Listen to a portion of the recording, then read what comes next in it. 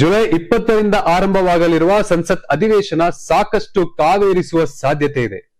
ಪ್ರಧಾನಿ ನರೇಂದ್ರ ಮೋದಿ ನೇತೃತ್ವದ ಕೇಂದ್ರ ಸರ್ಕಾರ ಹಲವು ಮಹತ್ವದ ಮಸೂದೆಗಳನ್ನು ಮಂಡಿಸಲು ಸಿದ್ಧವಾಗಿದ್ದು, ಮತ್ತೊಂದೆಡೆ ಪ್ರಮುಖ ರಾಷ್ಟ್ರೀಯ ವಿಚಾರಗಳನ್ನಿಟ್ಟುಕೊಂಡು ಸರ್ಕಾರವನ್ನು ತರಾಟೆಗೆ ತೆಗೆದುಕೊಳ್ಳಲು ವಿರೋಧ ಪಕ್ಷಗಳು ಸಜ್ಜಾಗಿವೆ.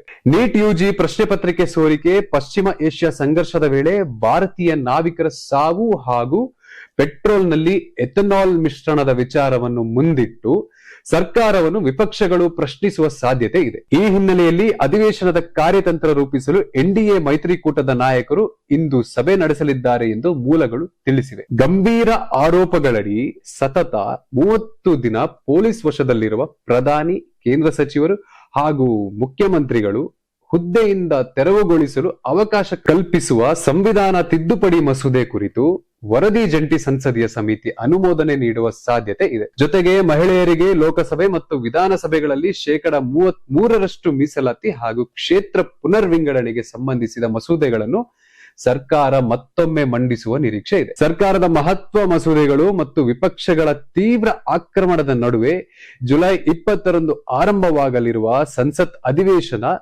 ರಾಜಕೀಯವಾಗಿ ಸಾಕಷ್ಟು ಮಹತ್ವ ಪಡೆದುಕೊಂಡಿದೆ. ಕೇಂದ್ರ ಸರ್ಕಾರ ಕೈಗೆತ್ತಿಕೊಳ್ಳಲಿರುವ ಹೊಸ ವಿಧೇಯಕಗಳಿವು: ಆದಾಯ ತೆರಿಗೆ ವಿಧೇಯಕ 2026, ಸರ್ವೋಚ್ಚ ನ್ಯಾಯಾಲಯ ತಿದ್ದುಪಡಿ ವಿಧೇಯಕ 2026, ಜನನ ಮತ್ತು ಮರಣಗಳ ನೋಂದಣಿ ವಿಧೇಯಕ 2026, ರಾಷ್ಟ್ರೀಯ ಗೌರವಕ್ಕೆ ಅವಮಾನ ತಡೆ ವಿಧೇಯಕ 2026, ಸೂಕ್ಷ್ಮ ಸಣ್ಣ ಮತ್ತು ಮಧ್ಯಮ ಉದ್ಯಮಗಳ ಅಭಿವೃದ್ಧಿ ವಿಧೇಯಕ 2026.